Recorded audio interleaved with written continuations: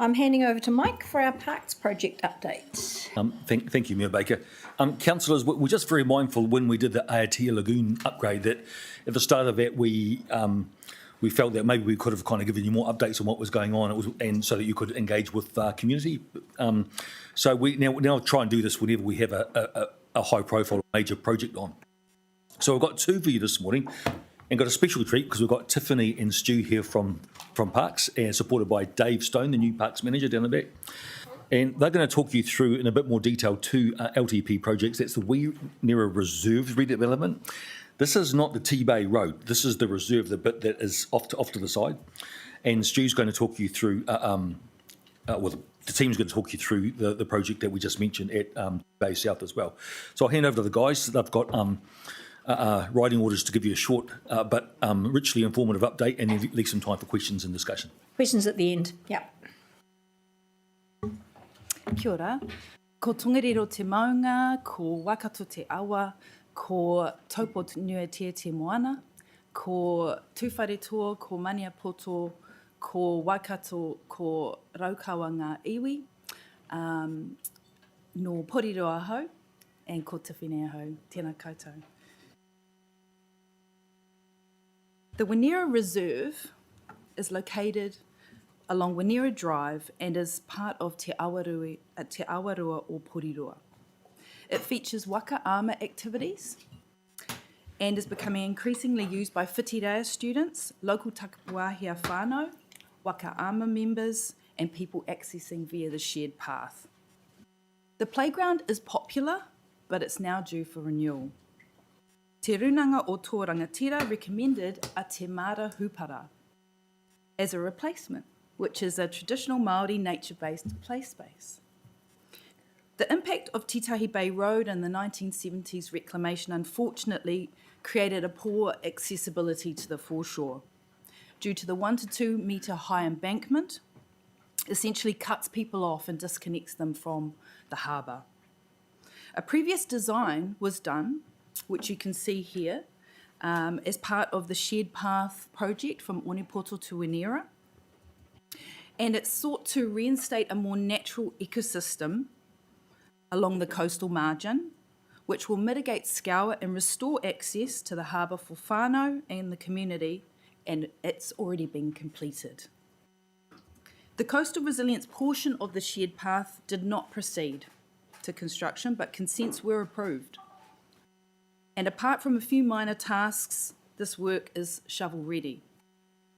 So therefore, the opportunity to capture the coastal resilience work as part of the wider reserve redevelopment and playground renewal will reconnect the reserve with the foreshore and improve public amenity, enhance biodiversity and ecological values, address vulnerabilities to ongoing scour and climate change. And I'll hand over to Stu to talk a little bit more about that solution that's got the consents. The site is bounded by the confluence of the Tangari and Mahina Awa streams in the west and the Wakaama shelter in the east. The cross-section you can see in front of you is approximately halfway along the site from the first slide that you saw, and that's an artist's rendition of how the beach will appear in its finished form. The alluvial gravels you can see, which are pointed at point A on the drawing, that extends approximately 15 metres from the existing shoreline edge. Site B, you can see some what looks like larger rock. So those rocks are they tie each end of the shingle beach together, or hold it together. And those rocks sizes probably up to about 300 millimetres in diameter. So the size of your PC laptop in a rock form is about the size of those cobbles.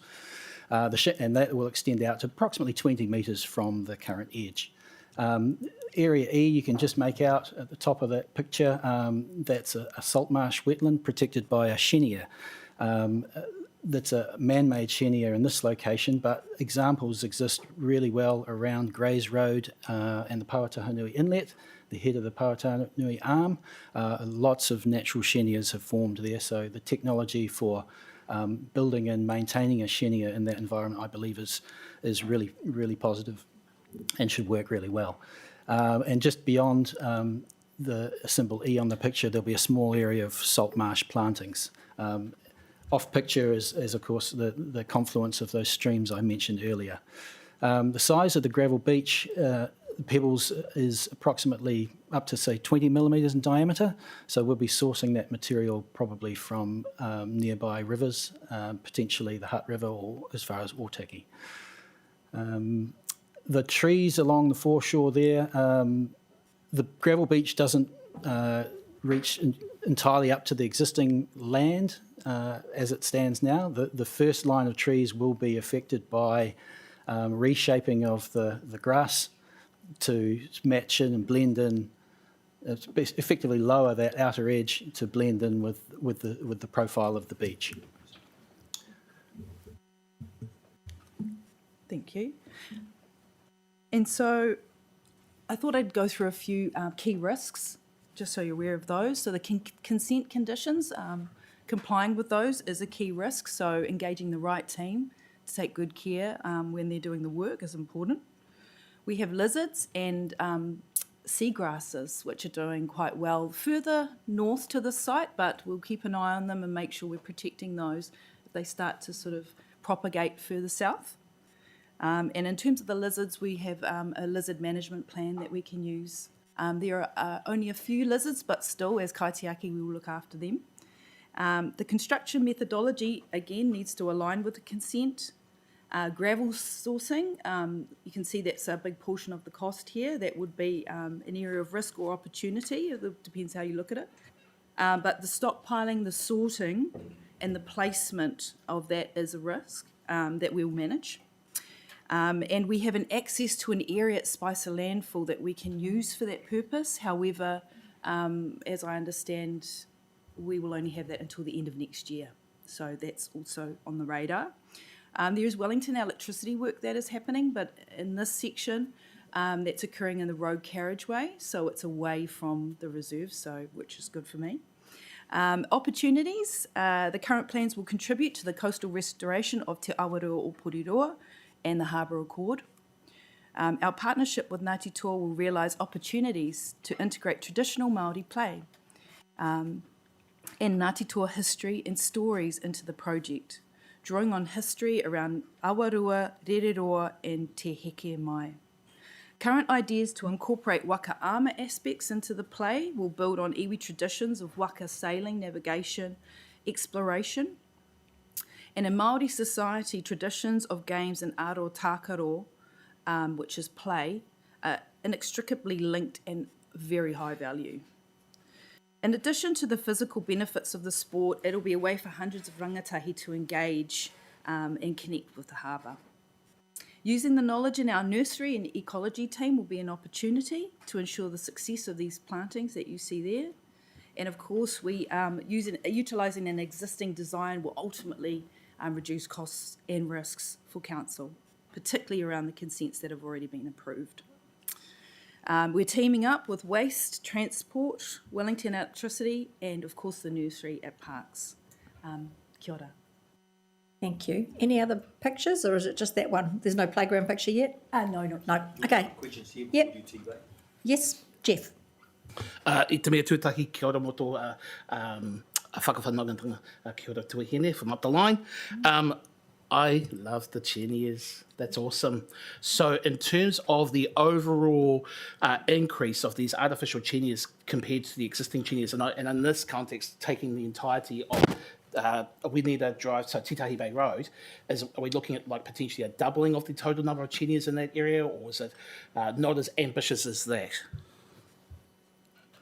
Through the chair, the majority of this reach of the beach is of Wynyard Foreshore is actually the gravel beach. So the chenias are only going at the very bottom. western end. Right. So just a small portion of the project. I Yep. would say maybe an eighth of the whole footprint might be in the chenia space.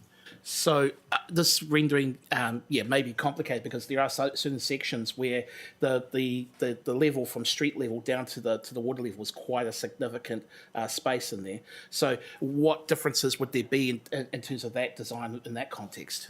The way that they've dealt with that change in height and elevation is to, like Stu was mentioning, reprofiling. So creating that profile which allows nature to start to take hold and create that resilience. Okay. Yes. In terms of the transfer of rock, gravel, and so forth from other sites and the modi attached to that, I'm assuming that we've already got in place a process around the cultural practices of that in terms of, because we take it from Te Atiawa, the Ururohi and so forth. You absolutely make sure that is happening. The tidal flows, particularly near the ramp, is there a potential risk, even with these heavier pieces of gravel, that it starts to encroach onto the ramp where we've got the waka, stored away? The way that Tonkin and Taylor have done the design is they've looked at different storm scenarios. So I think that the containment of the smaller gravels that you see there will be achieved by those larger cobbles. So there will be less expectation for those to move. However, 1 in 100 year flood, there may be reshaping, which is consistent with other areas of New Zealand. Yeah. My last partai is just around the taonga tākaro. Obviously, this creates an ideal opportunity for council to start to think about these as opportunities in building up our cultural capacity and our tamariki in particular. Has there been, I know this might not be in your space, but is there work underway around that taonga tākaro, that kaupapa in particular? Is your question, are we engaging with tamariki? Well, that as well as, obviously there are Ropu who are involved in this. Tūmato Order is also a group that's based in Wellington that does this mahi as well. There'll be intellectual capacity within Tōrangatira as well. Aye. No, you're absolutely bang on. So there is capacity with Ngāti Toa because we are engaging with them at the moment. They've got amazing ideas already. And we also have Harco Brown, who's a New Zealand expert, as an advisor to make sure this is successful and we're on the cutting edge of these types of play elements. Mike. Oh, I was just going to say, Pete can give you some wider context about that engagement, Councillor. Okay, Pete. Through you, Chair. The Play Advocate work programme, we're working in partnership with Sport New Zealand, has a resource with Council who is looking at this very thing. That resource sits alongside the current play coordination and activation role, both within the recreation space. Okay. Those are all my questions. This is great. Josh. Thank you. Yeah, a couple quick questions. So the first was the work that's being proposed here, was this originally part of what was wrapped up into the Wenera to Onipoto shared pathway, and it's been carved out of that? Yes, that's correct. This component, though, was never eligible for NZTA subsidy. The rest of that project would have had.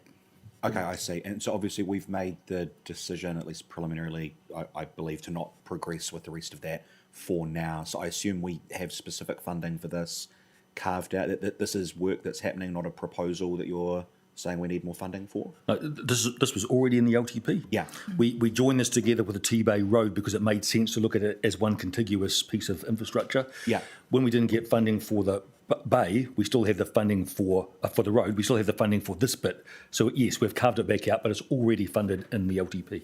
Okay, cool, brilliant. That's really good because I support this. I'm very enthusiastic about it. Roughly how much of the funding do we have set aside for this?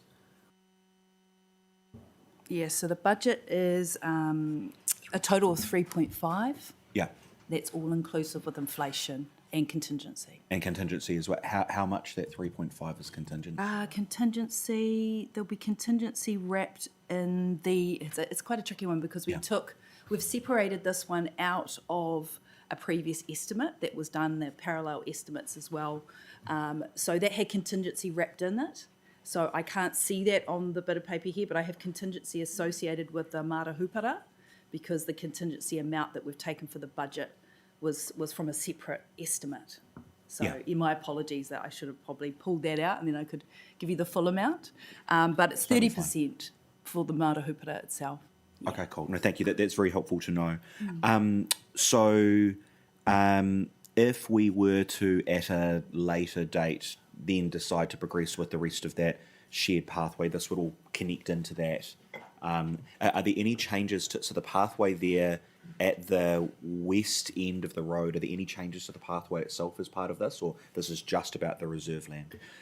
There's no necessary changes to the pathway with this piece of work. Okay, cool. Thank you. And the only other question I had for now was, so the gravel that we're putting in there, and I understand the reason for it, how do we make sure that that gravel doesn't just end up in the harbour, filling it up with all the other gunk that's getting in there?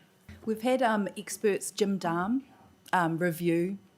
do technical reviews of this work, and he was also working alongside Tonkin and Taylor. When he had a look at the final design, he said that he was very pleased that they had adopted all the suggestions that he made, and he said that there are natural processes that do move materials around anyway, but he thought that the work they did would mean, particularly with the longshore drift, and the protective elements to the side, will definitely mitigate that.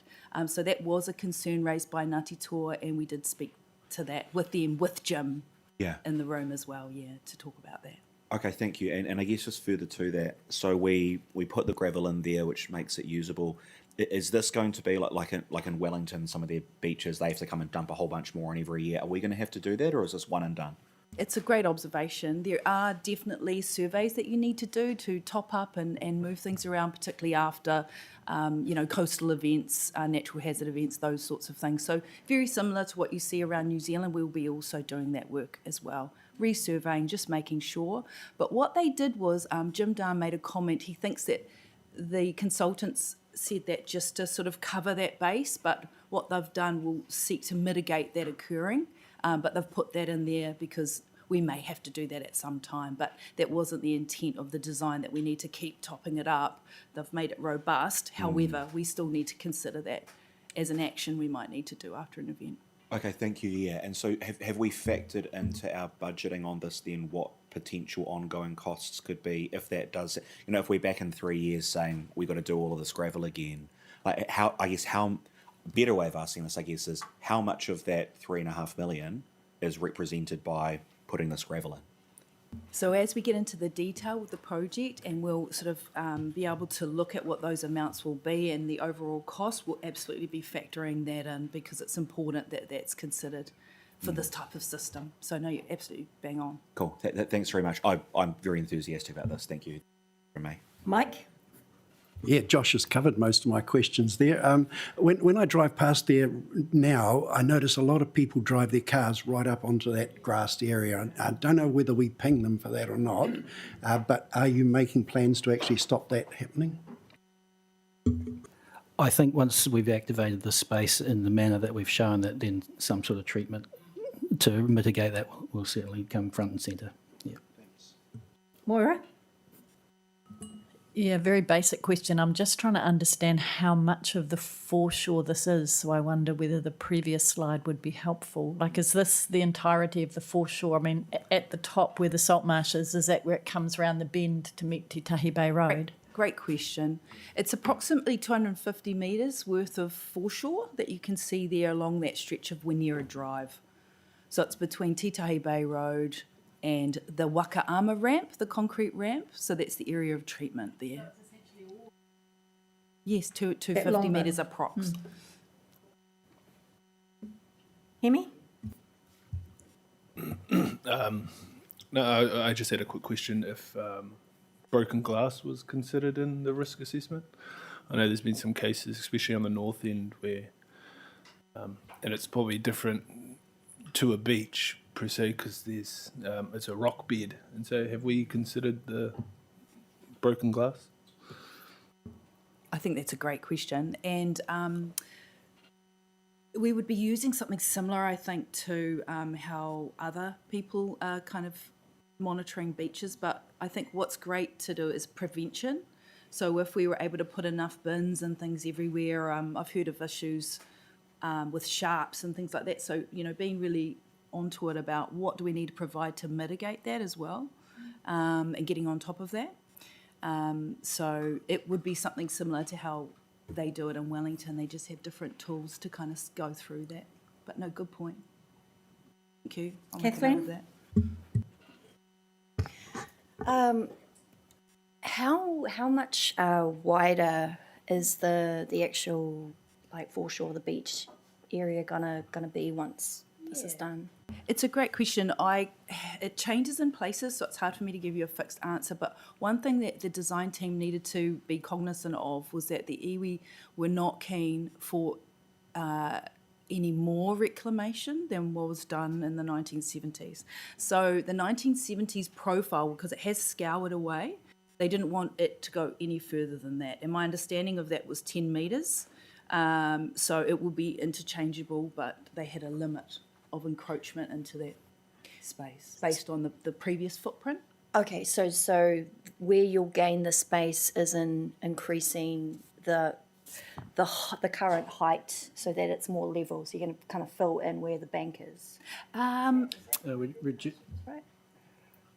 At the interface with the beach and the current embankment, we'll be lowering the embankment to blend better in with the new profile of the beach. Okay. So we haven't got Raising depth. it up to the It bank. can't you're go. gonna lower It can't go all the way up in the profile that we've shown in the cross section. in some places it does where we have access, but it wouldn't be everywhere. We've got plantings along those sort of edges where it doesn't meet, but there are some places where it does, and so we've got access at those locations. Oh, cool. Yeah. A couple more questions. So the playground, is that not going to go back in, or is it going in as something different? It's a great question. In terms of its location, we are going to leave that up to the design team in terms of how they utilise the reserve to create that play. So it will likely be a larger area than what you see at the moment, but we're going to leave that up to the design team to develop and make the most out of the reserve. Do you anticipate it to be more in the kind of beach area that you're creating, or more in the grass? More in the grass at this point, but it's a bit too early to tell. Okay. So you know how you said, sorry, what did you say, Marahupara? Yes, Is that going to be on the actual beach area, that kind of activity, or is it more? It's up in the reserve, so we'll replace the playground. So it will be okay. an indigenous playground, but it will be more natural. So it will be a lot more nature up on the reserve, atop the reserve. At the moment, we're not considering anything in the foreshore area. Okay, so Yeah. So is the purpose then just to make that more usable area by putting the rocks in? And Well, part of Marahupara is connection to nature, and so providing that access to the foreshore is kind of part of the Marahupara, even though that's not the focus of the Marahupara. It will actually enable it to be even more special. okay, hey, thank you. Thank you. Ross? Look, I think this is a great project. I just have a couple of comments along your lines, Josh. There's no such thing as one and done in nature. We all know that. And I have concerns about ongoing costs in terms of, and we need to watch out for that. It's not, given the situation that it's in and the very active nature there, there could be considerable ongoing costs. So it'll be good. This is a good trial even though we've had one at this end of the harbour, I'd be very interested to see Jim Darm's comments about what has happened there when we had a first go at doing something like this. It was with sand, and not gravel, and I guess so. I do worry about ongoing costs. I'm also conscious, and we should also be conscious that that we shouldn't exceed our budget as well. I think that's important, and we need to keep an eye on projects going forward, given we've got one rather large project that seems to have crept and keeps creeping. So there's that, and I did mention Jim Darm, and it's the first time I've heard his name for years, and I'm really pleased that he has been re-involved in the work around the harbour, because it's That people he did like before. him. Eh? That he did before. Yeah, well, yes, that's true. That's why I'd like a report on that. But, he's one of the very few experts in this area in New Zealand. So it's great that you're using him. Thank you. Izzy?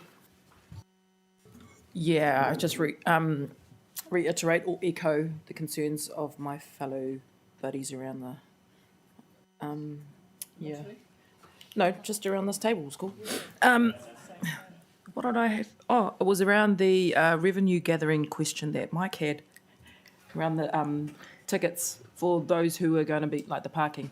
Like, I mean, this is a briefing, I guess. So I just wanted to make sure that our staff are keeping our people, like taking them along this journey as well, not just all of a sudden we've got this new road and stuff, and then slapping them with a ticket. Like, let them know that that's going to be happening before it actually happens. It's free That was- parking down there. Hey? There's free parking down there. Yeah, well, eventually they're... Better stay that way. Nathan. Yeah, just quickly from me. So the 3.5 million budget is for the whole project, including the playground. Perfect. And I got nods, so I'm happy with that response. Thank you. Just a quick one. And when do we expect to see completion? Yeah, at the moment we don't have a timeline for the construction of the gravel beach, so I'm seeking that out in terms of what's the program for that specific portion, because we had it for the whole thing. So we will perhaps be able to get back to you with that and with a firm. My feel would be that we'd be able to get in and out within a year. So it must be budgeted, so you'd have to do it in a set time. Yeah, that's right. So we have budget for next financial year, and if we kick it off, because the detailed design will be finished around September, October, so it depends if we go for a November, December construction RFP or RFT, which could mean we either start at the end of the year or the start of next year. So it's kind of up in the air when we start, but my thoughts are we'll be out of there before the end of next year, which is the time frame for Spicer Landfill around storage of materials. Mike's got a comment. So just to make the point, councillors, that we are going to pop this into your quarterly major report, so you'll have visibility over this on a regular basis henceforth. Yeah. Ross. I meant to ask, just for clarity, and you're talking about Spicer Landfill, will there be material removed from the existing beach, if you could call it that, before the gravel goes in, or does it just go straight over the top of existing material? I don't believe we're removing material in the plans that I've seen. Okay. If we are, it's a minor amount, like your usual keying in type depth, like 300 mil type thing. Yeah. Thank you. Kathleen. Oh, it was just to clarify, is this budgeted under the Wineta shared path? Is that what this is coming under? No, it was budgeted under the LTP for the Winera Reserve redevelopment. So this sort Parks. of popped into it for parks. Oh, okay, for parks. Yeah, Okay, so cool. we saw the opportunity to include the shared path. It wasn't the other way around. Yeah. Okay, last one, Moira. It's really a question that relates to all of the projects like this. I'm just picking up on the previous question. Do we put boards up showing people what's coming? Like, do we put something on site, like Kainga Ora and others do, that says, we're building this beautiful thing here, so people know what's happening? Yeah. Yeah, that's a great idea. And it sort of lets people know what's happening out there. So that could form part of the comms plan, which has been finalised. So we can absolutely get back to you on that. Thank you. Thank you. Looking forward to it. Be a great job. What's your next one? Titahi Bay we're moving to. Okay, so we've chewed up. You're almost... sorry, guys, you're going to be longer. My apologies. Not your fault. The Arotahi Titahi Bay Beach Koanga Umu South End project is located at the southern end of Titahi Bay Beach between Windley Ave, which you can't quite see, it's to the left of that picture there, which has got Bothamley Lane car park, and Kapakapanui Creek, which is the South Beach access road that you can see right in the foreground. And then what you can see, because we're looking south, is Upper Arnold Park. And so there are three areas basically, Windley Ave, Kapakapanui Creek and Arnold Park West. So the area provides amenity, recreation opportunities, play and respite opportunities to the community, visitors, surfers and boaties, with some accessing their boat sheds through the South Beach access road. Now, a safety audit and extensive community engagement has outlined several areas for improvement including accessibility to the beach and facilities such as the bathrooms, and better separation between people and vehicles. These safety and accessibility improvements are required to meet community and destination level of service. The current toilets are due for renewal. Improvements are required to ensure the toilets are accessible. Wellington Water are carrying out a renewal of their wastewater network in the vicinity of the works in South Beach Access Road. Improvements around the site. So what happened was there was a lot of consultation done previously with the community, mana whenua. It was very extensive, and what's come out of that is this preliminary landscape design plan. So that incorporated the feedback on the initial concept options, and so we've thus arrived at something that sort of seeks to meet everybody's needs in that space.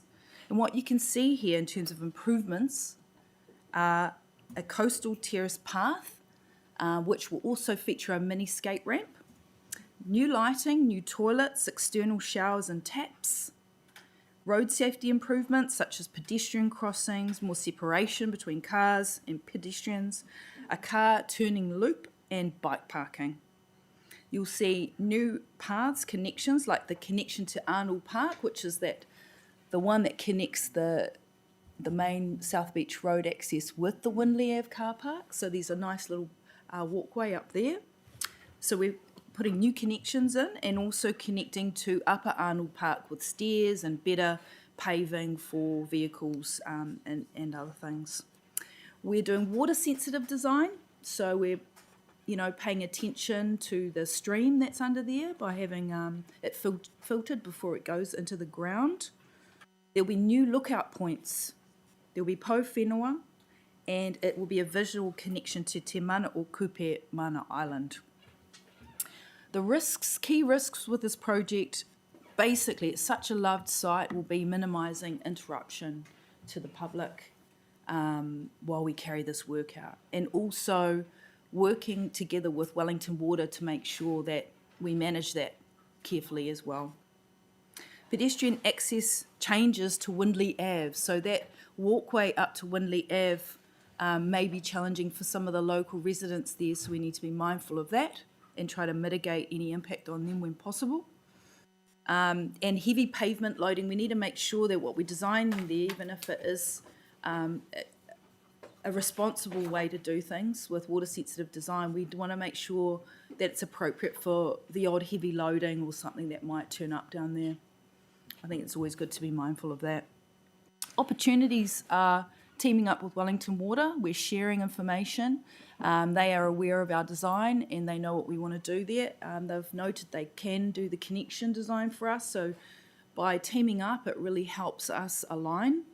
And I've also been teaming up with, of course, Ngāti Toa, the property team who are helping with the bathroom design, the transportation team with all of these changes, and community volunteers are coming in and talking about what they'd like to see there, and also the play advocates that we talked about just before.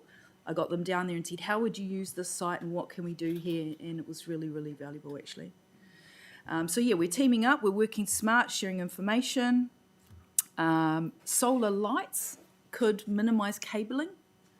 Power for food trucks, for example, and a shelter has popped up as a request for community groups as it's so exposed down there, isn't it? And the current plan incorporates, like I said, stakeholder and te runanga or Ngāti Toa feedback. So a request for the design services to take this preliminary plan into developed and detailed design will go out in a few weeks in mid-March, and it will be completed by August. With construction starting, again, potentially November, maybe January next year, depending how we get through procurement and what that looks like. Kia ora. Kathleen? Where are you thinking the food trucks could go? It's such a good question. We were wondering about that, actually. We haven't arrived at a final location where they would go. They are currently parking in the access that you see just at the bottom. However, I don't know whether or not we want that to be a permanent thing, so we're property team and myself, we're thinking about how that would look.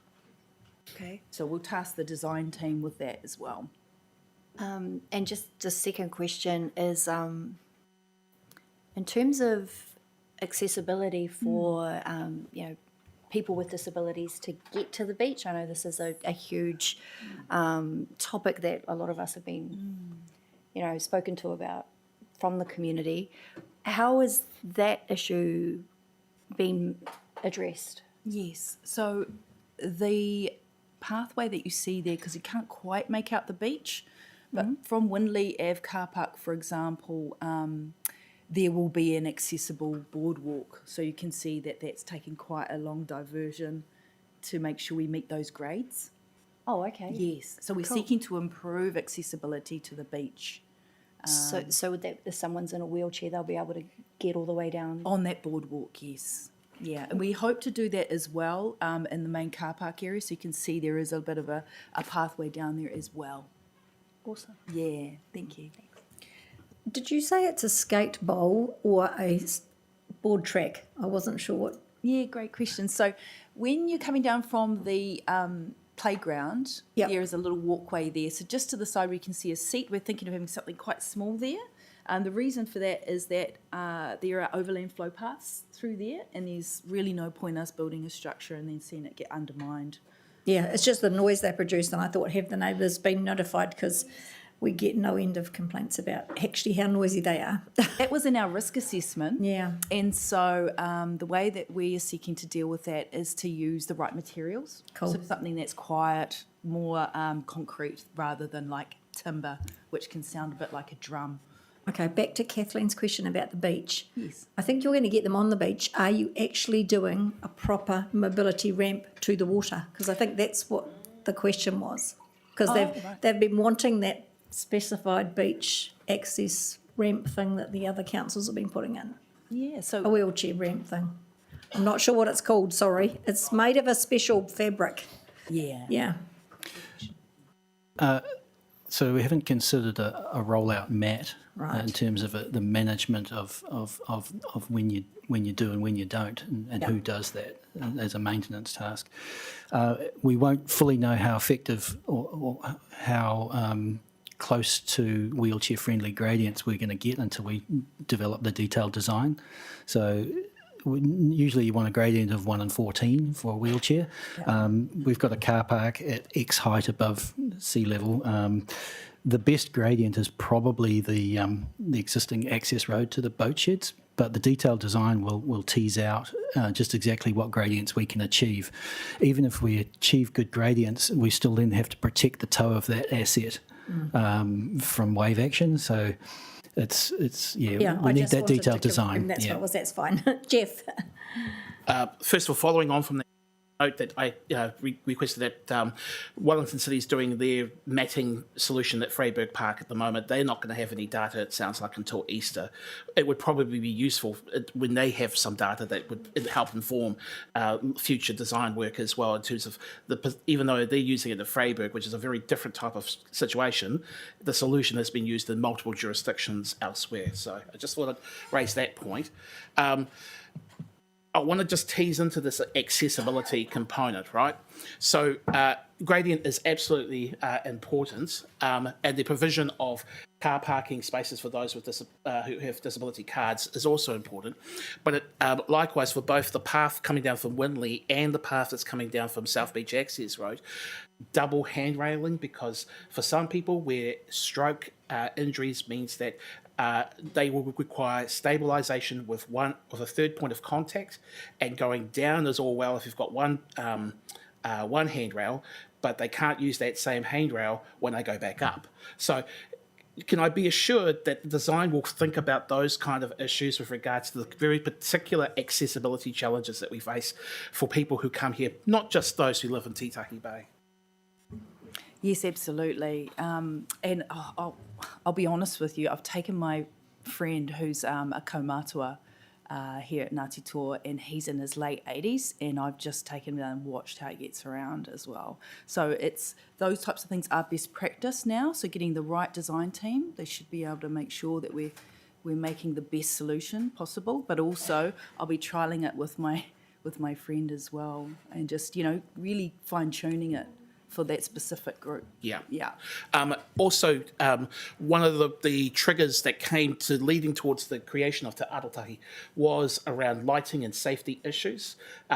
There may very well be additional noise issues of, you know, of wanting to create a skate park, which I know there are Titahi Bay people who are very keen to see something like that in Titahi Bay. So that creating that utility is absolutely a benefit for Titahi Bay. But how are we engaging with those local residents when it comes to antisocial behaviour, lighting levels? We did a lot of analysis with regards to that work a few years ago that's feeding into it, but I'm just making sure that we're covering that off as well.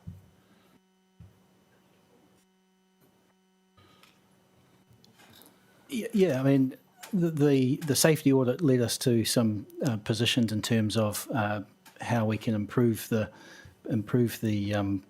amenity for the public, but it is a difficult one. The antisocial side of things, occurring outside of working hours or even during the day, it's a social problem. It's probably wider than just what infrastructure can resolve. But we'll be doing the best we can to help that mitigate that. I'm aware that the design will take in the safety audit and the other analysis work that was done with regards to lighting as a possible way of prevention, noting that there are very few tools in the toolbox with regards to design to prevent dickheads being dickheads. Yeah. Ross. Yeah, look, I'm glad to see this finally coming to fruition, although it still seems a little way in the future.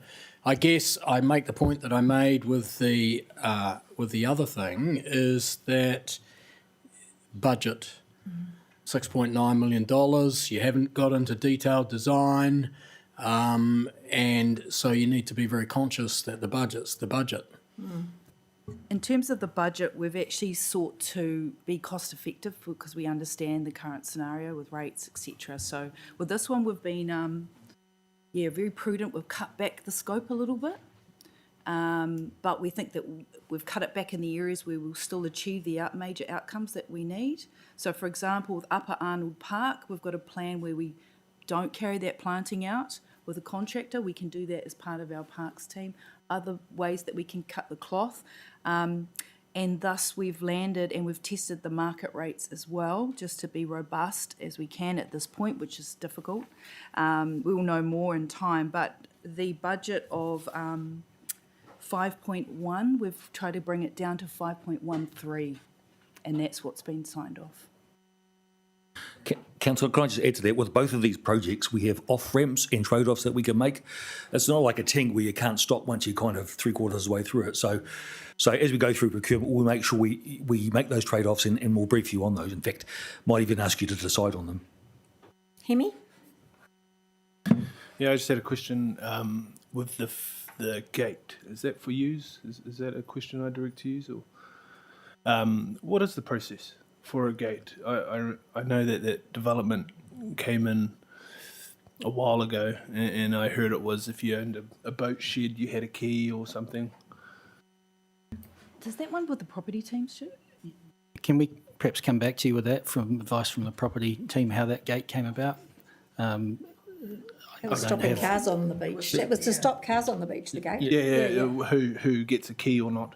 Oh, there is a process, and we can go provide through you it. information on that. Yep. Oh, okay. Yeah. And my question was just around emergency services and how they access the beach. Yep. They have them. Access key. Yeah. Thank you. Moira? Oh, thank you. This looks great. It's not an end of the beach that I'm that familiar with, so I'm just trying to understand that's the Windley Road bit, is it that sort of the bit on the right? So up on the left, I'm just trying to understand, is there any new hard surfacing or is this all existing hard surfacing?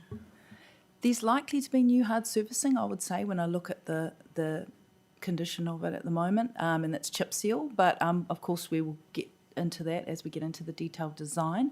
But what I've understood with this is that it looks like we are replacing some of the new asphalt areas because they're asphalting in front of the houses to create that connection.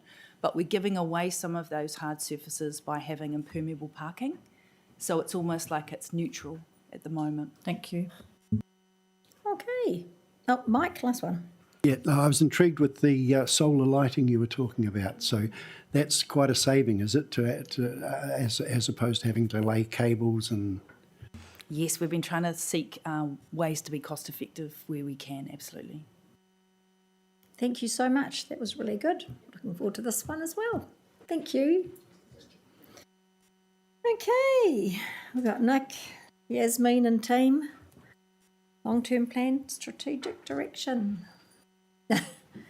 All want to come up, or what are we doing here? Yeah, I'm going to... Yep, you're coming up? No, you're handing out. Who's coming to the table then? Just you, Nick? No? No, I'll be here, and Mia can be will be at the table.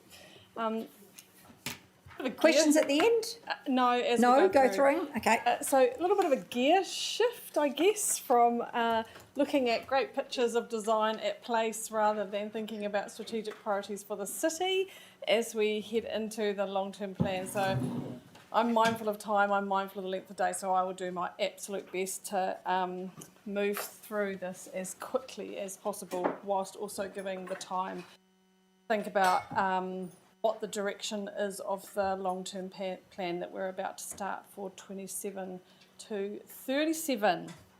So the key focus is to current strategic priorities and check whether they remain fit for purpose. Identify any changes before the drafting assumptions and provide direction to inform the long-term plan. So we're about refreshing, not necessarily full-scale changing. So we're testing whether the current direction still fits, we're identifying uncertainty and tension, and we're refreshing our focus.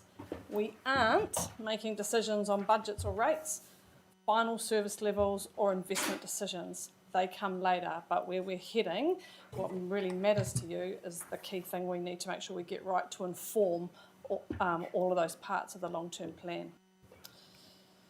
So I guess the questions that we want you to be in are, feels really awful after just talking about playgrounds and car parks, are our priorities still relevant? What is the role of council? We have had a lot of change. Are we convener, leader, advocate, doer?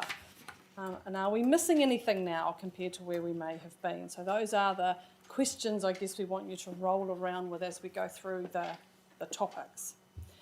And I guess just by way of context before we start, a reminder around what is landing with us, what is changing, what is the framework that we're sitting in. So I'm just going to ask the respective GMs responsible for these component parts to talk to these briefly. So I'm going to start with Mike on water transition and waste management. So I think water transition has been well socialised with you, starting to think strategically about what does our future look like without water? What are the things around infrastructure and assets that we need to be focusing on? Where is the country going with regard to this stuff? And this is kind of obviously highly topical at the moment with the release last week of the report from the New Zealand Infrastructure Commission and with all of the things that are swirling around in that kaupapa at the moment. So that's where we're at with respect to where we are in our thinking, and we're really keen that we are sharing that with you and imbuing that through the discussions you're going to have around the long-term plan. Thank you. And waste? Again, waste is topical, and you're familiar with the issues we have here locally. But again, I need to raise with you the prospect of what that means regionally and nationally. The issues we're having here in Porirua are actually nationwide issues, so I think at the governance level, we need to be turning our minds to what does our landscape look like in the medium and long term, and what are we doing today through our LTP and other governance documents that are actively addressing or considering where we're going to be in the medium to long term as life without landfills.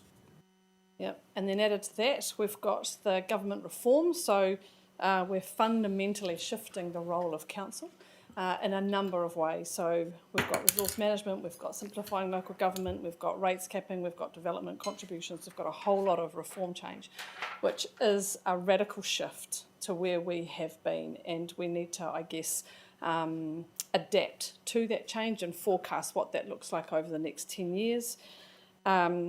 and along the same lines around climate and natural hazards, so that we are well equipped in terms of our natural hazard information. We have a good base sitting in the district plan, but landslips are still to come. We've got more flooding, we've got exacerbation coming from our climate, and we've got, again, changing roles and a continual cost pressure in that space. So we've got an adaptation program, but nonetheless, that's not going away anytime soon. So we've got to think about what we prioritise in that space.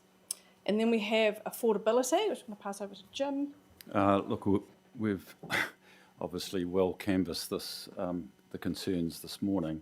Perhaps the only thing I'd add to that is that if you go back to the Water Services Delivery Plan that you signed off, there was an indication of the cost of water north going increase of, double over the next 8 years or so. Tiaki obviously haven't come out with their pricing at this point, but we've got to be really conscious of that. So that's really the only other thing I would add. We've talked about penalties and everything else. It's a difficult period. Thank you, Jim. And then lastly, around community and tangata whenua aspirations, we have obviously increased pressure on our community amenity services, which we need to have a think about. And that team will come in to talk to you about how we deal with the capacity and the use on those services. We've got Tangata Whenua's economic development strategy, of which they have a number of aspirations and are starting working on their program in that space. So that's all increased pressure on our assets. Added to that context, so that's context as we head into the LTP, we've also just given you this sort of some basic core stats and facts that just help place you into where the city's at the moment with the statistics that we thought were the best ones to help inform the current priorities and where we might be heading for the next 10 years. So I hope they're useful. They're in the background kind of sheet to help you just kind of get that overview of where the city's at. Hopefully that helps. And I guess a really important part of the long-term plan is that financial aspect of where the city's at. So I'm just going to hand this over to Jim for a bit, just to talk to you about the financial building blocks that will inform the LTP. Okay, so while we're not talking about numbers, we want to introduce the principles of this, the financial principles that we've discussed and introduced to you around the annual plan into the long-term plan as well. It's really important because these are highly interrelated, building blocks or principles which do lead us to help us achieve a balanced budget, which is what we want to work towards in the long run from a sustainability point of view, from a financial sustainability point of view. There is, of course, in adopting these approaches, it will upfront constrain the envelope within which you will be able to operate. And inevitably what that means is that there will be trade-offs if we go beyond those boundaries. So I would just very briefly give you a run-through of those principles again, which you've been introduced to once before. The first one on the left-hand side there, rates increase against external benchmarks. Well, we're assuming at this stage that we can apply the local government index. That may change with the rates capping. There's a suggestion that it will be somewhere between 2 and 4%. You can't be guaranteed at this point that will be the government benchmark or the local government benchmark or tied to that. So that is just a specific concern there. Within the rates capping area, there is call-outs within the proposed legislation that say, for example, like the landfill, it's a very significant increase to our rates. That would be signalled in the early stages of your long-term plan and could be called out, so that's something to be aware of as well. Capital budgeting linked to funding. We've really got to ensure that we align the funding streams such as depreciation, fees and charges to the things that we're actually spending it on. And I'm not saying that it's not the case at the moment, but when you start looking at depreciation, we are under recovering in that area, which is subsequently discussed later. But this will force some prioritisation, and particularly into renewals. You've just had a presentation, which is 2 presentations actually, where we're introducing new facilities. Going forward, it's going to be much more difficult to achieve that. Okay, so Tiaki wise support costs, this is something that's been discussed at a regional level. They've got to be fair and fully recovered. We will be doing customer services and billing services for Tiaki Y, and for how long we're not sure, because they've got to get their systems in place, so that could be for 2 years or so. Fully rates funded depreciation, this is worth discussing, because 10 years ago we were introduced depreciation, and we started out at about 70% of the of what we should have been charging. We're currently at 83%. In the annual plan, we're going to take that to 100%. That's assisted by the fact that half our depreciation is coming from water at the moment, and that'll come off our books. So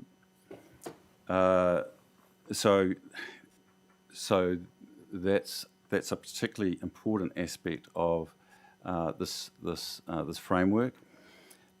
The step called debt capped, we talked about this briefly beforehand. So we've, from the Local Government Act, we've historically looked at revenue to debt ratios. You know, we talk about 280% being the maximum, and as a council we've adopted currently, I think it's 255%. Some of that, we're going to drop our rates by about 30%. It'll have a little increase, as small as we can get, that we're discussing in the annual plan. So this is the following year and beyond. We're going to be looking at what's going to constrain us more is the credit rating. We've got discussions with S&P coming up, but when they look at our ability to fund our debt or our activities, they look at the after capital cash flow against our revenue. And so you might think that you've got this 280% headroom, but in reality, if you go beyond, we talked about this before, there's a trade-off point, and we will make sure you're aware of that. And I think in the last discussion at the annual plan, Councillor Trillin asked me a question in regard, how much headroom have we got around capital? And I said to him, $12 million.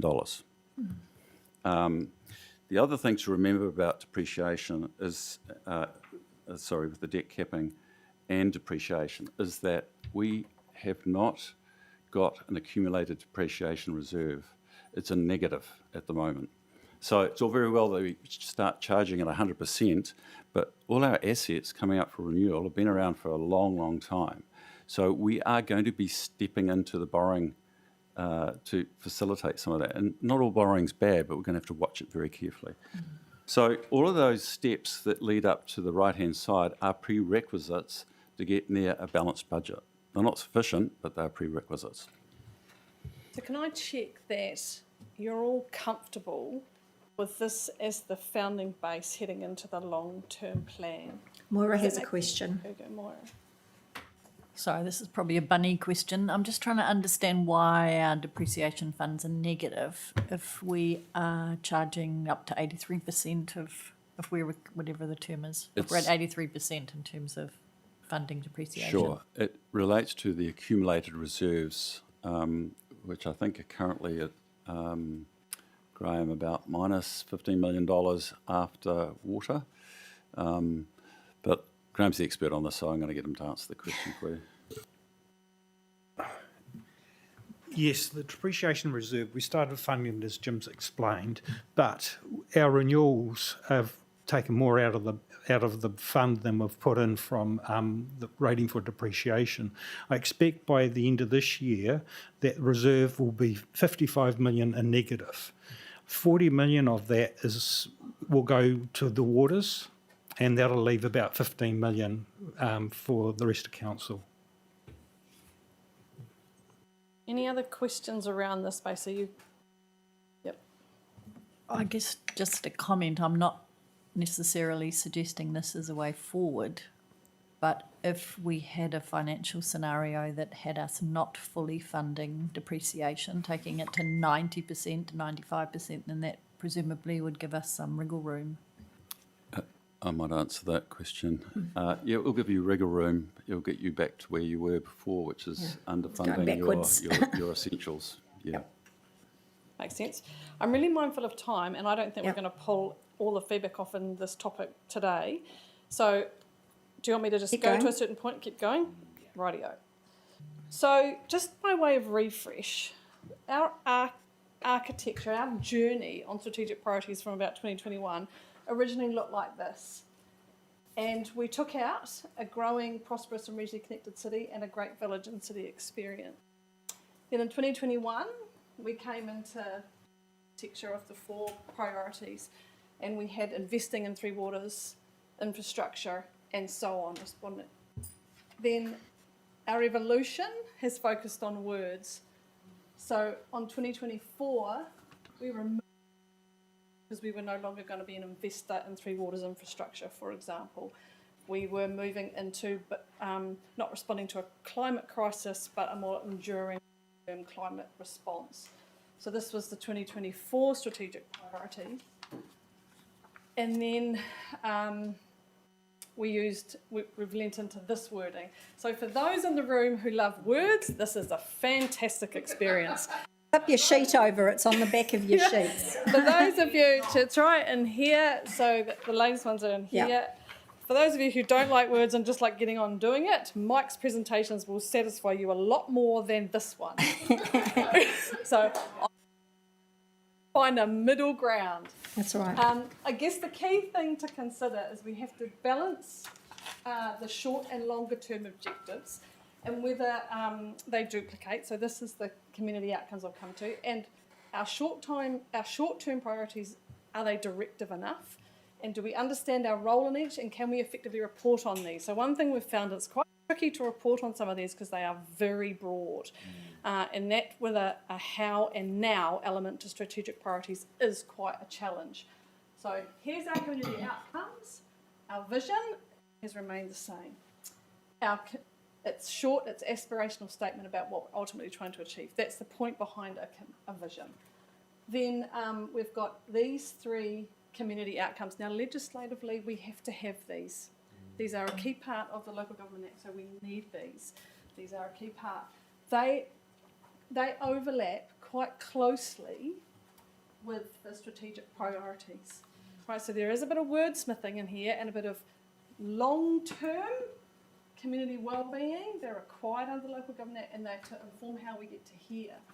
Strategic priorities are more of a focus on short-term, a sort of a 3-year, a how and now type of focus. I know this is hideous for those of you who aren't into it, and I apologise, I'm going to move right along to but some of you are not really. So this is what we've got today. And I guess what we tried to articulate here for you is how are we going and tracking towards those strategic, your how and now. So I'm going to take this as read. You've all read this. Do you have any comments on our brief summary? I just interested in how my colleagues feel. Well, I am, because I don't know, I could be overthinking it, nitpicking, or out of my depth, but the word partnering with Ngāti Toi we do, like the partnering is, to me, is like, okay, here you go, there's tick box. But could we change it to working with, because we're working with them and everything? Just partnering just sounds too wishy-washy to me. No, it's the wrapped around. Yeah. Sorry, and it was in the last. Yeah, it just seems to me like it's like an afterthought. But if we're working with them along the way, then we're yeah. Anyway, I'm just wondering what my colleagues think about that. Yeah, that's fine. Yep. Okay. Good. Yep. Yes, I like it, Kylie. Excellent. Jeff's got one. So perhaps to help with the smithing is to just think of the journey for both us as a council and Ngāti Toa. Not always going to be in perfect alignment, but we do have a very strong overlap of shared vision. And like a two-hulled waka, we are braced together to chart that course. Yeah. Moira, we're not wordsmithing all these words, people. No. Moira. We're invited to wordsmith these words, just saying. No, we weren't. We asked whether we agree with them. Go on. Coming to the words. There's I'm more. not a fan of the shift to the language of low carbon, climate resilient city because the climate scientists will tell you that, we can reduce our carbon all we like, but, while all that shit happens in Iran and everywhere else, we, I won't use bad language. And climate resilient feels to me quite defensive. I mean, it feels to me that this is an area where council can take leadership in a way that doesn't necessarily require us to spend our money, but requires us to be hosting citywide conversations about climate and about what everyone can do. So I don't want to wordsmith it now, but I would like to see something a little bit more leaderful and expansive rather than something that's very about, well, we'll change our fleet and we'll, deal with flooding. Yep. Hold the thought on climate. I'm going to take us through each priority one by one. So I guess it's more, are you comfortable with how we're seeing, how we're delivering on these so far, where the city's tracking at them? Sorry, then the other thing I would say about Awadua is it doesn't mention the accord, and it probably should, because if this is lasting more than 1 year, they would assume we're refreshing our commitments. You've given me a great segue. So these sheets here, what we want to do is actually go through each priority with this kind of thinking. So the outcome, right, which we're not proposing to change much. I think it's still on point, and it's long term, right? So the longer term, the more likely you are to reach a goal, the more, vested you get. But our role has changed. So we're a Tiaki shareholder, we're a land use planner still, we manage local transport assets, and we have parks and reserves. We also have this harbour called growth planning. So I guess if you're up for it now, what we wanted to do was basically do this exercise for each priority to garner your feedback. We'll take that away, think about it, bring it back to you to then go into it more. I've got Josh first, then Jeff. I don't think you've allowed enough time for this either, sorry. So I think... my quick question is, where do we fit in if we do want to see a change substantively to the priorities? Because I've got thoughts about one I'd like to take out and a new one I'd like to put in. Where does that fit into this discussion? It absolutely can put it on the table, and then we will take things away and play around with it. So this is to get your feedback. So if you've got another proposal, put Do you it on not the think table. that's a discussion with his colleagues, though? Sorry. That's what I'm saying. That's what I'm saying. I think we need to do that. So should I speak to that? Go now. Let's go at it. Okay, cool. So I agree with your point, Nick, when you were talking about how some of these are quite broad and therefore potentially difficult to engage in. And the one that jumps out at me is thriving, safe and healthy community. And the reason that jumps out is because I don't think you could find a single council in the country that doesn't have this as something that it's trying to do. And to me, our strategic priorities should be things that are specific to our council and our community. It's why we don't have one of our priorities being like keeping things affordable, because it's sort of like, well, yeah, that's just through everything. It's by default. It's almost like the Ngāti Toa consideration. It sits separately. So to me, I'd like to see us take that out, not because I don't think it's important, but because I think it's day-to-day business. It's sort of innate. It's almost like if someone was to say, well, what's the business of council? Would say, well, council's about creating thriving, safe and healthy communities. The other three, I think, are specific to our community and our council. Porirua Harbour obviously is innate to us specifically. Low carbon, climate resilient city, whatever wording we land on there, that is a specific thing that we've decided as a council to focus on. Same with Tamariki and Rangatahi at the heart of our city. If we're going to have 4 priorities, I'd probably like to see us remove thriving, safe and healthy communities and replace it with something to do with waste management. I feel like that's the big thing that we're going to be talking about this council term. And we could call that, a sustainable approach to waste management or something like that. We're not going to get into wordsmithing. But I think if we're thinking about topics or focus areas, I kind of feel like we're going to keep coming back to that specifically throughout this council term. Take your finger off that, Ross. What? I've got a queue of people and I've got Wendy. So that's where I'm sort of sitting at the moment, and I think it's worth having a discussion around what else could we include and focus on.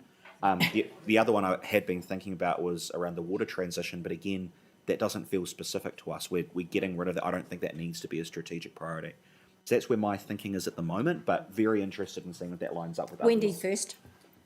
I just wanted to cast our minds back to why that one was put in, and we struggled, everyone struggled with it at the time, and it was the sense that we wanted something to reflect our community, not just the things and activities that we do, but that we serve people at the heart of all of this. And so, if you remember the conversation at the time, the conversation revolved around, does the tamariki rangatahi priority provide that?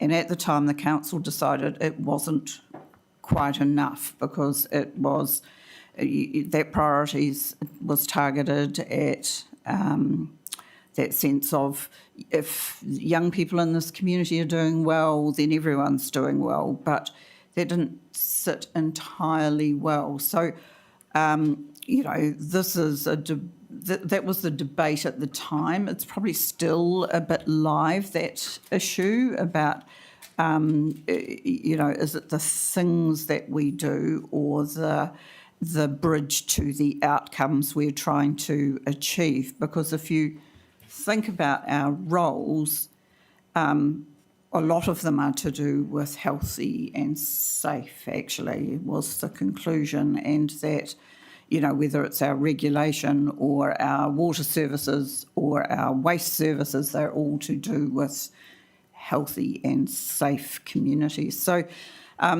it's entirely your call. And staff really like a specific, much more measurable thing. But that was kind of quite long debate 3 years ago. Have you finished, Josh? Because I don't want to... Okay, Jeff. Thanks for throwing it in, Josh. As it turns out, that was the category that I was wanting to have to make the change to, but not to remove it wholesale. The issue I have is that I think we are still confronted with the challenge of voice. The voice of those various communities, a very diverse range of people economically and culturally, that is still vital in restoring the trust and confidence that people have in us as elected representatives and making decisions with them instead of to them. I still believe that thriving, safe and healthy communities can only be truly measured when we actually are reflecting back what our stories are and our people who are representing us. I still think that there's an important strategic priority in that context. I've been trying to figure out how to, however, fold in this issue around waste minimisation, waste management and so forth. Obviously, the previous term, the way I've been trying to articulate it is that both they fit under the two categories, right? Reducing organics, for instance, reducing the overall landfill and the methane that's produced as a climate change component fits quite clearly in there. But it also has an impact on our waterways as well. So if the feedback I would give in terms of that is, if I think I agree with to a point that we do need to have something that is tangible around what we are doing around minimising waste, because I would appreciate that in terms of giving us clarity for all of our other subsequent decisions that we would discuss about in the long-term plan. But I don't want us to have it at the price of losing the opportunity to talk about measures that improve our voice of those around the table. Moira. Yeah, well, see, I would broaden the low carbon climate resilient to be generic enough to enable waste to fit in there. I wonder whether thriving, safe and healthy communities could be active and engaged communities, because when you went to the next slide to talk about the harbour, what was missing for me was our role in supporting all of the community groups that are out there doing things. So I'd like to see that somewhere. But also I have a question about this workshop. Like, we're not going to get through this, are we? And No. I don't want to rush it. And the so one I'm after it, no, we're not. just wondering what our plan is. Well, we're for- just going to keep going till at least 1. I've got people leaving at 1. We do have another time booked on the 26th of March Oh, too someone's to gotta do go a at follow-up. 12:30. So just so you know, we have got more time booked for this topic. May I, sorry, Jet. Oh. this was just prompted by that point in terms of process. Perhaps it is ideal if officers gave us questions, specific questions to work on and bring back forward, so that we are actually bringing considered opinion, and it also gives an opportunity for us as councillors to discuss in the interim as well. I Considering think that this that's is a what big they're heavy asking on this. That's our 3 Yeah, but- questions. Yeah. I think we're trying to have a buck each way because Yeah. actually the conversation amongst yourselves is also important that we can, because actually people hopefully sometimes change their minds if their colleagues are persuasive enough. So there's a richness in the debate as well as, so it's designed a bit for you to write things down and send them on back, but we do quite like the debate. And unfortunately, because we only come in on a Thursday, the staff struggle to fit everything in because you're asking for more and more. So unless we're prepared to come in for another day, yeah. Yes, we should. We have got an extra workshop next week, and it's not this one, it's catch up of something else. But we were back with Moira because we were on you, or have you? No, I'm done for as far as we've got on our slides. I Okay, think. I've got a list. Kathleen? Okay, so I think that the thriving, safe and healthy communities is an important to keep, and I think the point around community voice and an engaged community, I support that as well. So I'd like to sort of change it a bit, but I do think it's important to stay. That's my 2 cents on that. In terms of what was said around mana whenua and partnering versus working with them, my 2 cents on that is I actually feel like partner is a stronger word to working with someone. I think you can work with lots of people. Partnering sounds a bit more, I think this is just my opinion, sounds more stronger. So like you could have a boyfriend, but then when he becomes your partner, a bit more. Maybe we should ask Ngāti Toa what they think.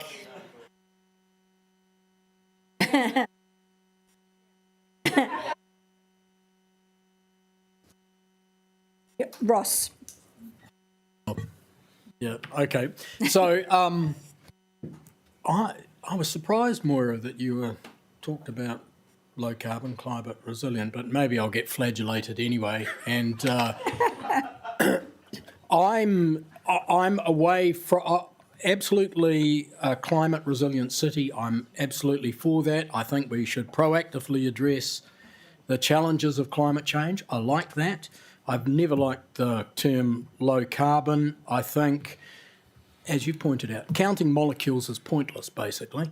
And I think if we can introduce issues around infrastructure, waste minimisation, transport in that area, I think that would be a good thing. I haven't actually thought of wordsmithing it at the moment, but the low carbon thing to me is pointless. That's not to stop us from doing things. If they should be done on a commercial basis. If we want to convert to solar, then purely commercial decision. Bang. Who cares about them? Well, I don't. Well, no. The point is that over the last 5 years, 85% of the increase in CO2 in the world has come from China and other Asian countries. And what the hell we do here? We shouldn't waste our time, trying to agonise about it too much. I'm not saying don't do anything, but let's focus on adapting rather than mitigating, unless it's commercially worthwhile. Mike? Look, yeah, I'm with Ross on that, on the climate resilience there, that's for sure. Unfortunately, I've got a bank appointment at 12:30 and I'll right. probably be That's where about you're 20 going. minutes, so That's right. I You like go. what we've got. You're all right. Okay. Izzy? Yes, I agree with Jeff. I like a lot of the conversation that's happening around the table. I like the engaged communities, but also think that if our communities are thriving, then they are engaged. So I kind of feel like that should stay. When I think we had this discussion around thriving, safe and healthy. When we've got safe, it kind of makes me feel like maybe our city isn't safe. Yeah. So I don't know about having safe in there. What else did I have? I think that was pretty much it for now, but also I like the partner stuff and the divorce and everything else. Josh?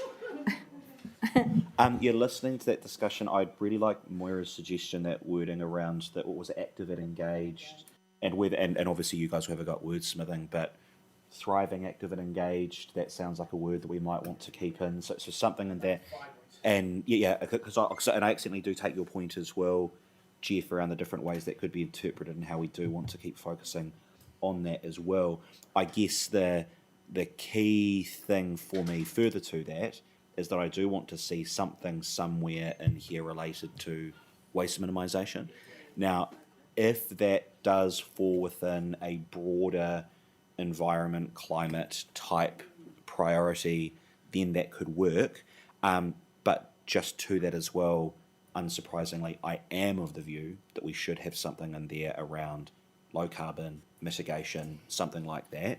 I think we've consistently had it in there for 6 years now.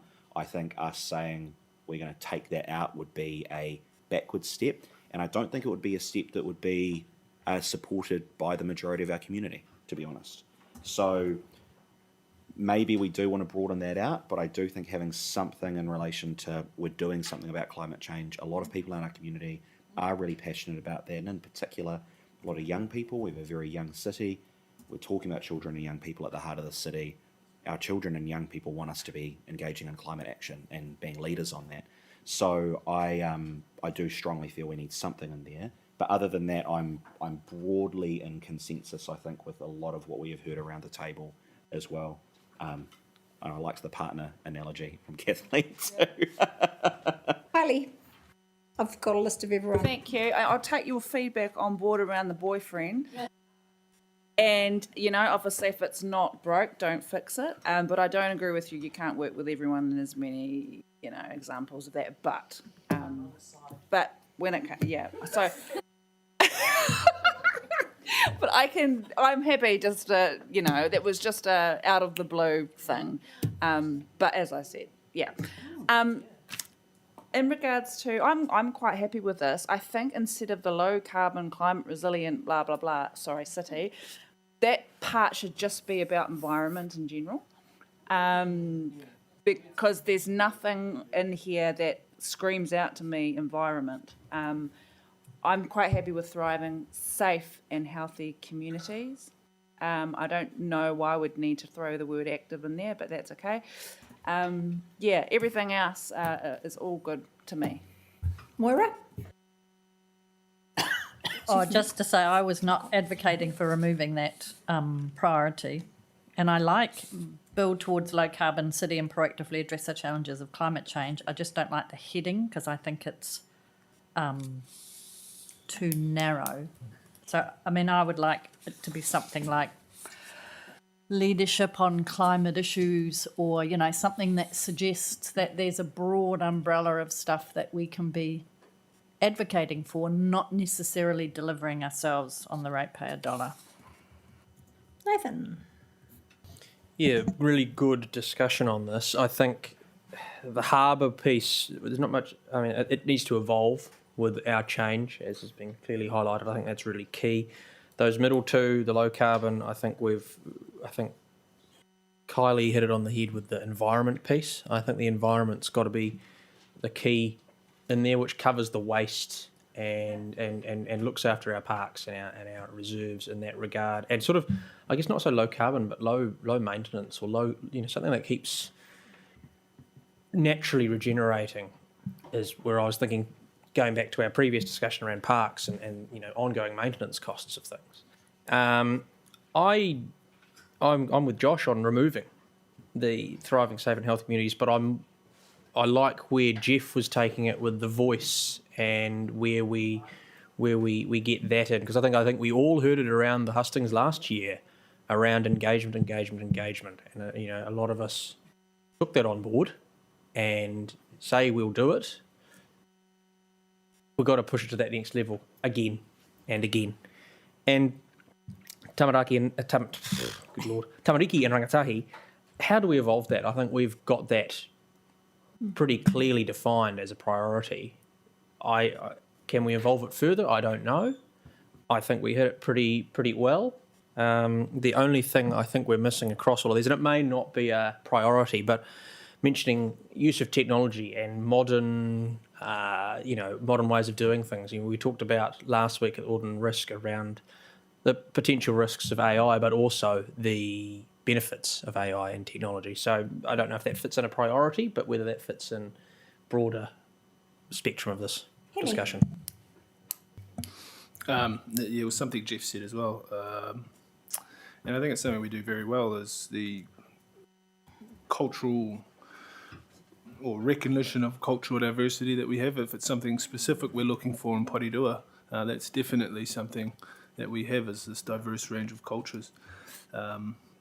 Fitting that into thriving communities. I'm not a wordsmith, so I'm not going to try and fit it in, but I think something we already do well is identifying the diverse cultures we have here. For me, you've already picked up on the Harbour Accord. I'm not bothered about low carbon, climate resilient. I do agree it should be environment. I don't want to list all these rubbish and everything recycling in there. It should just all fall into that, because otherwise you're starting to pick projects around the city that we're already consulting on, so it should be environment, waste, all the one thing. I don't mind thriving and safe, but happy to change, active, engaged, whatever. I think you've heard from the table around those things, but I've got Kathleen for one more. It was just around the thriving and safe. I'm recalling our conversation from way back then. That also included business in our city, and that was about the thriving aspect of local businesses in our city as well. Maybe it's not that obvious because now we're all sort of talking about something different. So maybe there is room in there to, I don't know, make it more obvious, And in terms of I'm in agreement to that. Maybe we do need a tie-out, an environment one that includes climate resilience and and the waste. But yeah, I agree. You don't necessarily have to list the things, but to say we need a healthy tie-out in our city is pretty important. All right. Hang on, they're all going again. I'm really sorry. I've got Ross, Jeff, Josh. I can email one. No, we need you to hear. So Ross, I then only Jeff, want to then make Josh. one point about that whole environment area is the infrastructure. So resilience is a lot of resilience is about infrastructure. So that cool. Jeff. Moments before Kathleen mentioned Te Taiao, I thought that actually these are the types of moments where I think my tikanga helps to kind of articulate this. It would also help that very point that Councillor Wihapi and actually both Wihapi and Philo raised around our relationship with mana whenua, with tangata whenua, right? So I think the tikanga helps us in terms of this. So we have one here around Te Awarua or Porirua. We don't have one from the shore to the hills. The Te Taiao covers those two parts, which are the unique parts of Porirua, two harbours, and Rangituhi, Whitireia, the hinterlands, all of that part as well. How we fit that in is, it can then incorporate things like our response to climate change, how we deal with waste minimisation, all the broader issues of biodiversity, management of pests and animals and so forth, all of that sits in there as well. Riparian planting, you take it, it can all fit in there. Sometimes our tikanga helps us guide the way. That was what I was going to say. Josh. Yeah, very quickly, because I think you know my thoughts, but a comment and a question, a comment just around the voice, active, engage, those sorts of things, adding to that the conversation we're having around a potential amalgamation, not an amalgamation, whatever it is that we call it, it probably does feel appropriate to have something in there in that regard. How are we maintaining the unique voice of Porirua as part of those discussions? So I think that does just add to that point. The question that I had was, I have to frame the question. So I see why we are talking about things like, well, why don't we pull back a little bit, have something a little bit more generic like the environment as opposed to climate. But what I'm trying to reconcile with that is, at the start, Nick, one of your comments was some of these are a little bit too broad, and maybe we need to be a little bit focused. And if our strategic priorities are so broad as to include everything, then what is the point of having strategic priorities? For me, this actually is about picking and choosing. We would love to do everything. We don't have unlimited resources. We have to make some decisions. So in that respect, I actually am leaning towards saying, well, do we want to have a really hard conversation about what we specifically drill down on? Because otherwise it might feel nice, but what's the point? And yeah. So I guess that's my question is have we gone so broad as to become unhelpful, Nick? It's a balancing act, isn't it? Yeah. So I think you've given us enough to know where to hone in and start reframing these. I think if we bring you back a couple of options that have a slightly broader lens and then maybe could be more specific, and we'll give it to you beforehand so you can think about that before you come into the room, and then we can refine it further. So I think there's no right and wrong. It is what you feel the most comfortable with. I've got you, Maura. And you feel like we can report against it accurately to show how we're achieving it. So I'm comfortable with what we've got to go away, play with the words, bring it back, give you a couple of options, and then there's some good leads in here to tie our voice, infrastructure. There's some good leads. So we'll go away and do that thinking and articulate what you've done as best you can, bringing back some options in the same format. So, okay, first of all, I've got Maura. Yeah, I'm regretting having launched a debate about the low carbon climate resilient goal. I don't agree that it should be watered down to something that talks about council's business as usual, because this council declared a climate emergency. And so if people understand that history, they would expect to see something in our plan that responds to it. So I think my suggestion was it become more proactive, not sort of less.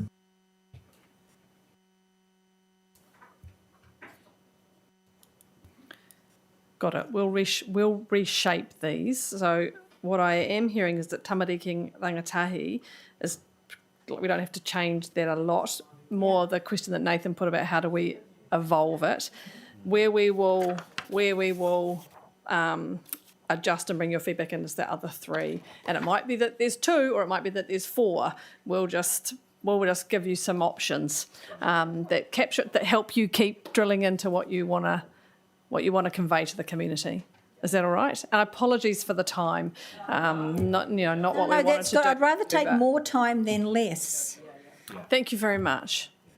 Bring those back. 26th, we'll be back. Okay, thank you. Good. We move to our final one, Lynn and Jim.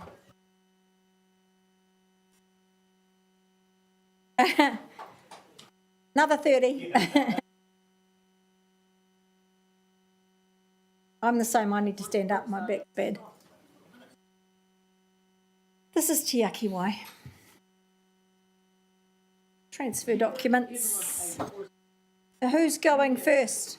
Is it Jim or is it Lynn? I'm going. You are, Lynn. Do you want questions at the end or going through? At the end. I think we'll do a pretty quick presentation and then questions. Right. You would have seen from discussions this morning that the transition to Tiaki Y is coming through in lots of papers, right through from the planning for the long-term plan, billing, capital projects that aren't complete at 30 June. So this presentation is an introduction to the transfer process and the transfer documents that are moving us towards that transition into the new water entity in Tiaki Y. So transfer process. The transfer process is defined in the partners agreement, so that was signed off by councils in December last year, so it sets out very clearly what the process is and the timelines for that process. During the last month, councils have been reviewing the transfer documents, and I'll go through those on the next slide. But going through those and making sure that we're happy with those to move forward and use them for doing the draft transfer agreement. What we're working towards over the next week, we're hoping, is for the partners reps at each of the councils, so that will be Mayor Baker for us, just to agree to those transfer documents. So it's not a formal, we're not a formal sign-off, it is an agreement to use those documents to complete the transfer agreement. During March, and actually we've already started a lot of this work, is completing the draft transfer document, or transfer agreement. Megan and a number of staff across council did a lot of work back in October to December on what was called the Legal Transfer Questionnaire, the LTQ, and that pulled together a lot of information that will be used for the transfer agreement. So there's a lot of good work there that's been done already, and Megan is progressing that draft agreement. In April, what's in the partners agreement says that the draft transfer agreements for each council will be shared with Tiaki and the other councils. So that's the opportunity to look and make sure that they're consistent and that we've covered everything off and complied with the principles. We'll finalise the agreements in May and bring them to council for a decision to execute those agreements, and they'll be executed during June, effective from 1 July. So the 3 transfer documents, there is the template transfer document, so this is the one that will be used for the draft transfer agreement. The Local Government Water Services Act, Schedule 2 I think it is, defines what goes in the transfer agreement, so it's very prescriptive. Councils have been reviewing this and providing feedback to the Tiaki establishment team and have also had separate legal advice on the document. The transfer principles, again, councils have reviewed this and have been using the transfer principles to complete the LTQ last year and for the work that's been done at the moment for the draft transfer agreement. And the net asset calculation manual, this is the document that has got all the accounting principles, the policies, the methodology for calculating the net assets so that there's a consistent way of calculating what the value of the net assets are. And that will then be used to determine what the shareholders, what our share in Tiaki is. The net asset calculation manual, again, all the councils have provided feedback and the CFOs group have reviewed that document. So the CFOs group is all the CFOs from the councils as well as the establishment team.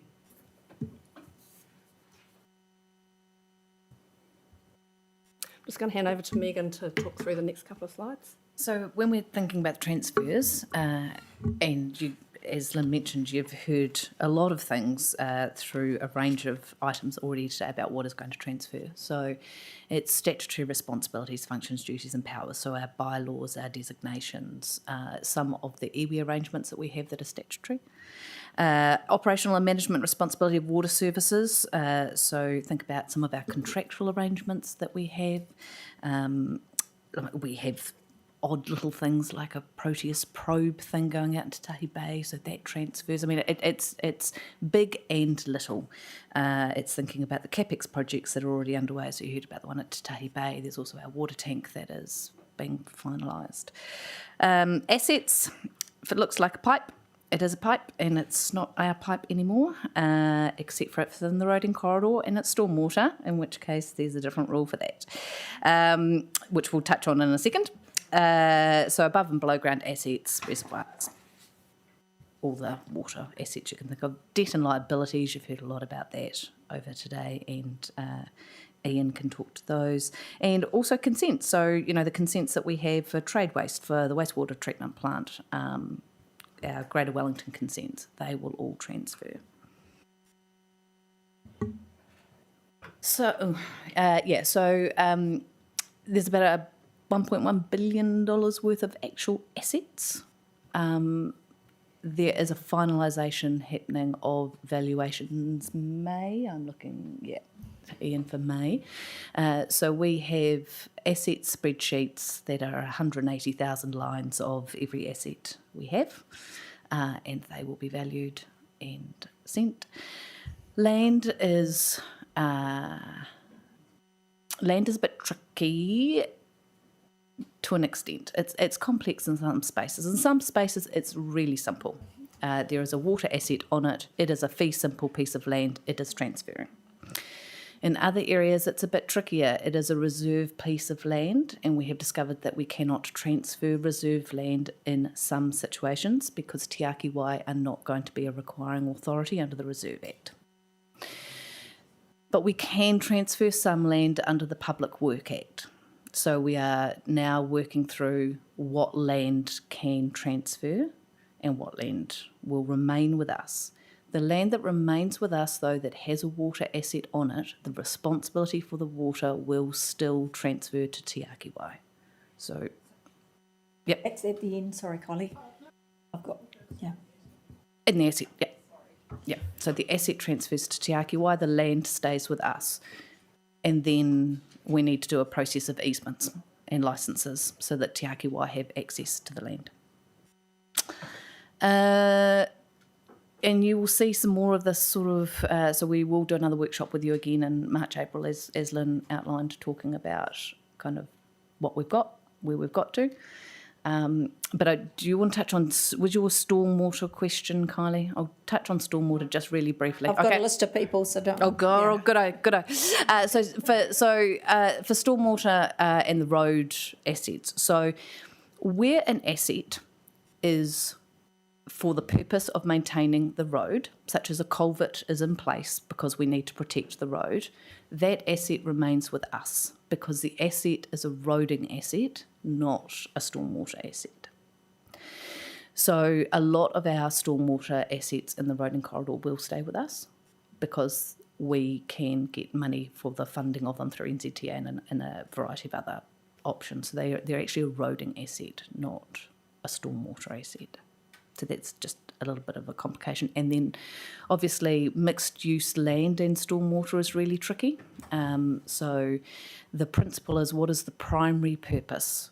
And if the primary purpose is a stormwater overland flow path, for example, then that would transfer to Tiaki Wai. If the primary purpose is a community playground and it just happens to fill with water as a part of the overflow as well, then it might not. So those are where decisions need to be taken. So that's where it's not quite so clear cut about does it stay, does it go.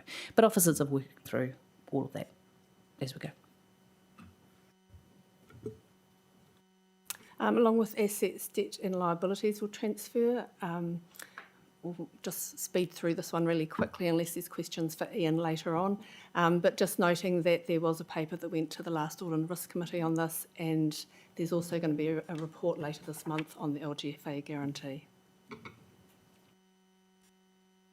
I mentioned net assets before, and that the net assets determine what our shareholding is in Tiaki Wai, and that the net assets are calculated in accordance with the NACM, the Net Asset Calculation Manual. And so just going back to the next steps, so the next steps are getting the partners' reps to agree the transfer agreements and for the councils to continue to complete their draft transfer agreements in preparation to share with Tiaki Wai and the other councils in April. Right. Is that you? Okay. Kylie, you go first. Thank you. Just where it's a council asset is on private property, like a sewer manhole or something on private property, whose asset would that become? And considering with the limbs need to be changed, because on the limbs there's a lot of council has access to easements. Yeah, so Mike can correct me when I'm wrong here. If we have an easement, for example, over a private property, that easement transfers to Tiaki Wai. So they then will, and so we have checked most of our easements have well, some of them have the kind of, and any other, it'll be us or any other entity that comes along. So those easements will transfer. And so, yeah, So my question is, the private asset will the still asset, be transferred to Tiaki Wai? Yes. Perfect. yes. Jeff?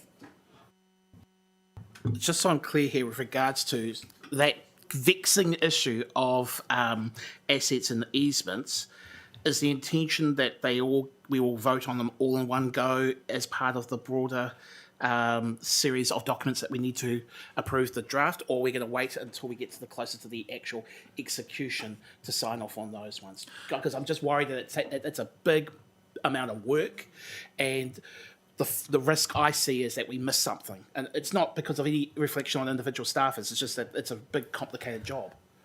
Ideally, we'll package it out into one resolution for you, Councillor. Can I say it's very likely that we have missed something? We've got 180,000 lines in the spreadsheets, and we think that trying to be perfect at this point would probably be counterproductive, so we just want to be good enough at this point. Understood. One last question is perhaps to make it easier for me to understand with regards to those issues around who takes possession of the assets. I'm thinking of Elsden Wetlands and then Aotea Lagoon. And again, your point being about what is the primary purpose of them. Aotea Lagoon probably has a bit more of an argument that there might be more council-related activities on there. Elsden Wetlands always been an interesting one, because is it about creating a natural overflow, or is it about trying to serve as a catchment for contaminants and heavy metal contamination, which I would have thought then would be really Tiaki Wai's responsibility. Yeah, so Elsden, for Elsden Wetlands, for example, according to the principles, we will transfer Elsden Wetland because its purpose is stormwater detention and treatment, and they have the expertise to manage stormwater detention and treatment. So in that instance, yes, it would transfer. That's it, thanks. Kathleen? Just while we're on that topic, so is it likely that Aotea Lagoon and Whitby Lakes will remain with council? I think those are some of the ones that are a bit more complex that go a long way, because there is dual purpose there. So there is amenity value, because we have built amenity value around stormwater assets, and so there is more of a debate there. We will see what we can do in terms of how you carve off the stormwater asset versus the amenity. And so maybe, and that's where we would like to find a solution for that. Because again, you're absolutely right, Aotea Lagoon and Whitby Lakes are stormwater assets. Going back but to they have amenity around them, totally. the topic around land and potential land leasing. So would we be getting revenue from Tiaki Wai to lease that land back to them? Is that what? That might be more of a money question, which I don't deal with money.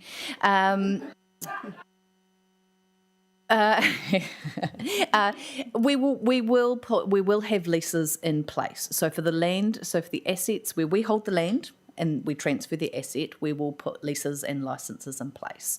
But given that we are going to want the same in return, so for example, where we transfer a piece of land that has a water asset on it, but we have walking tracks through those pieces of land and we will still want access to those walking tracks, there's going to be a little bit of balancing between, how many leases and licenses we want versus how many leases and licenses they need.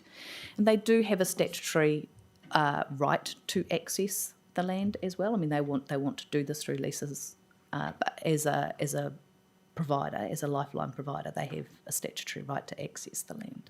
Just to clarify, I think, Lynn, if I'm right, I think the principle is not to try and make money out of the leases and easements and licenses. Yep, you're correct. Yes. There may be cost recovery, so if there are costs that are incurred, then that could be recovered, but not in terms of making money, no. Because it's just but for if the we're reserve providing land. services such as maintenance of the reserve, then we could charge cost recovery for that service. Okay, that was going to be my next question. Yeah. That's to distinguish it from rateable buildings and so forth, which will be recovered. Radical buildings. Rateable. Rateable. There's probably a few of those around. Yeah. Okay, I think that was. Oh, sorry. My next question was: are there many land parcels, like reserve lands, in that situation? In the situation of. Where we have to lease it. Oh, yeah. Yeah, there are. Yeah. So we have, when you think about stormwater and our reserve lands, we have a number of those things. In terms of assets like pump stations or reservoirs, there's about maybe 75 of those pump stations and reservoirs across the city. So yes, there is a lot of pieces of land that we're looking at. Ross? What happens when we don't have easements? And I'm sure there are quite a few where somebody's forgotten to get an easement. Happens all the time. Yes. Right. Yes. So I might need a regulatory expert here, which might not be me. That's a Julia Bates question. If we don't have an easement, like I say, they do have statutory rights to access their asset.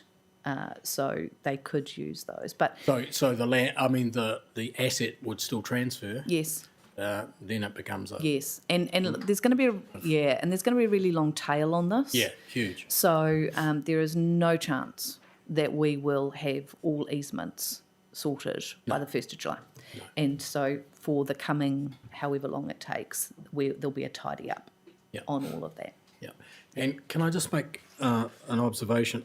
I can't see how Aotea Lagoon could be a stormwater asset. I mean, the pipes flowing into the lagoon would be assets, but the whole area itself would not be, because if Aotea Lagoon wasn't there, they just flow into the harbour, which is what's the literally they flow into the harbour Flushed by the harbour. because it's flushed by the harbour. So, sorry. Yeah, but it's different to the Whitby Lakes, is what he's saying, because It's that's different completely to different. Whitby Lakes. It's Yeah. Like I said, there are still some pieces of land that need okay. working through. Was just an observation. Great observation. Moira? Yeah, I think I have a similar line of question. When you think about Whitby Lakes, but also Cannons Creek Lakes, which has, a swathe of environmental groups in there planting and water testing and blah, blah, blah. It seems to me that the ownership is one thing, but the management is another. So what agreements will we have to make sure, Tiaki Wai doesn't crash into council and vice versa and leave residents wondering who the hell put that digger in there or did whatever? Yes, got that one. So can I just say, so Tiaki Wai is a child of the councils, right? So we keep talking about they, but actually it's our cousin and we actually want them to succeed. So, and the people who are transferring across on the 1st of July are the same people we're dealing with today, right? So I don't anticipate a big Armageddon of environmental disasters just because on the 1st of July we're changing over. So we will work with them in the same way that we do with other agencies, in a way that is collaborative and where we have shared objectives insofar as is possible. There will of course be rub areas and you'll probably be made aware of those, but I don't see this being a particular problem for us as we transition, Councillor. Anyone got any final questions for them? Thank you, ladies. Welcome. Thank you, everyone. I know it's been a long morning and I'm sorry if I've sounded snappy. My back is killing me, but let's finish with the karakia. Toru whā, kia horo te marino, kia whakapapa paunamu te moana. He huarahi mā tātou itarangi nei, aroha atu, aroha mai, tātou ia tātou katoa, hui e, taiki e. Good on you, Finn Allen. Good on you, Finn Allen.